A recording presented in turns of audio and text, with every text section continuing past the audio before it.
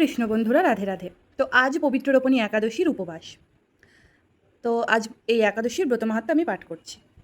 একদিন মহারাজ যুধিষ্ঠির ভগবান শ্রীকৃষ্ণকে জিজ্ঞাসা করলেন, হে প্রভু, শ্রাবণ মাসের শুক্লপক্ষের একাদশীর নাম কি তা কৃপা করে আমাকে বলুন। শ্রীকৃষ্ণ বললেন, হে মহারাজ, এখন আমি সেই পবিত্র ব্রত মাহাত্ম্য বর্ণনা করছি। মনোযোগ দিয়ে তা শ্রবণ করুন, যা শোনা মাত্রই বাজপেয় যজ্ঞের ফললাভ হয়। প্রাচীনকালে দ্রাপর যুগে শুরুতে মহিজিৎ নামে এক বিখ্যাত রাজা ছিলেন। তিনি মহিষ্মতি নগরে রাজত্ব করতেন। কিন্তু দুঃখের বিষয় এই যে তার মনে বিন্দুমাত্র সুখ শান্তি ছিল না। কেননা তিনি ছিলেন অপুত্রক। পুত্রহীনে ইহলোক পরলোক কোথাও সুখ হয় না। এই রূপ চিন্তা করতে করতে বহুদিন কেটে গেল, কিন্তু তবুও পুত্র মুখ দর্শনে রাজা বঞ্চিতই রইলেন। নিজেকে অত্যন্ত দুর্ভাগা মনে করে রাজা চিন্তাগ্রস্ত হলেন। প্রজাদের সামনে গিয়ে বলতে লাগলেন, হে প্রজাবৃন্দ, তোমরা শোনো, আমি এই জন্মে তো কোনো পাপ কাজ করিনি, অন্যায়ভাবে আমার রাজকোষ বৃদ্ধি করিনি, ব্রাহ্মণ বা দেবতাদের সম্পদ কখনো গ্রহণ করিনি।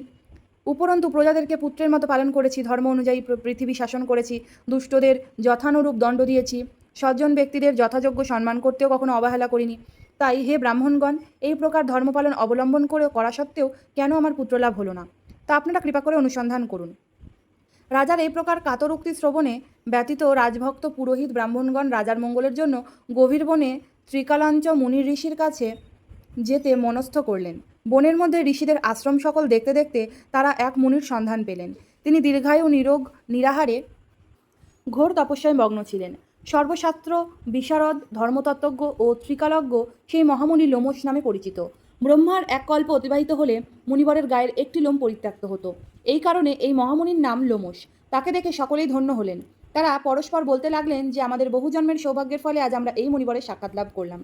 তারপর ঋষিবর তাদের সম্বোধন করে বললেন, কী কারণে আপনারা এখানে এসেছেন এবং কেনই বা আমার এত প্রশংসা করছেন, তা স্পষ্ট করে বলুন। আমাদের যাতে মঙ্গল হয় আমি নিশ্চয়ই তার চেষ্টা করব। ব্রাহ্মণেরা বললেন, হে ঋষিবর, আপনারা যে উদ্দেশ্যে এখানে এসেছি আপনি তা কৃপা করে শুনুন। এ পৃথিবীতে আপনার মতো শ্রেষ্ঠ ব্যক্তি আর কোথাও নেই। মহিজিৎ নামে এক রাজা নিঃসন্তান হওয়ায় অতি দুঃখে দিন যাপন করছে। আমরা তার প্রজা, তিনি আমাদেরকে পুত্রের মতো পালন করেন, কিন্তু তিনি পুত্রহীন বলে আমরাও সবাই মর্মাহত। তার দুঃখ দূর করতে আমরা এই বনে প্রবেশ করেছি। হে ব্রাহ্মণ শ্রেষ্ঠ, রাজা যাতে পুত্রের মুখ দর্শন করতে পারেন, কৃপা করে তার কোনো উপায় আমাদের বলুন। তাদের কথা শুনে মুনিবর ধ্যানমগ্ন হলেন। কিছু সময় পরে রাজার পূর্বজন্ম বৃত্তান্ত বলতে লাগলেন। এই রাজা পূর্বজন্মে এক দরিদ্র বৈশ্য ছিলেন। একবার তিনি একটি অন্যায় কার্য করে ফেলেন ব্যবসা করবার জন্য। তিনি এক গ্রাম থেকে অন্য গ্রামে যাতায়াত করতেন। একসময় জ্যৈষ্ঠ মাসে শুক্লপক্ষের দশমীর দিনে কোথাও যাওয়ার পথে অত্যন্ত তৃষ্ণার্ত হয়ে পড়েন। গ্রাম প্রান্তে একটি জলাশয় তিনি দেখতে পান, সেখানে জলপানের জন্য যান। একটি গাভীও তার বাছুর সেখানে জলপান করছিল। তাদেরকে তাড়িয়ে দিয়ে তিনি নিজে জলপান করতে লাগলেন। এই পাপকর্মের ফলে তিনি পুত্রসুখে বঞ্চিত হয়েছেন, কিন্তু পূর্বজন্মের কোনো পুণ্যের ফলে তিনি এইরকম নিষ্কণ্টক রাজ্য লাভ করেছেন। হে মুনিবর, শাস্ত্রে আছে যে পুণ্য দ্বারা পাপক্ষয় হয়। তাই আপনি এমন একটি পুণ্যব্রতের উপদেশ করুন যাতে তার পারদ্ধ পাপ দূর হয় এবং আপনার অনুগ্রহে তিনি পুত্র সন্তান লাভ করতে পারেন।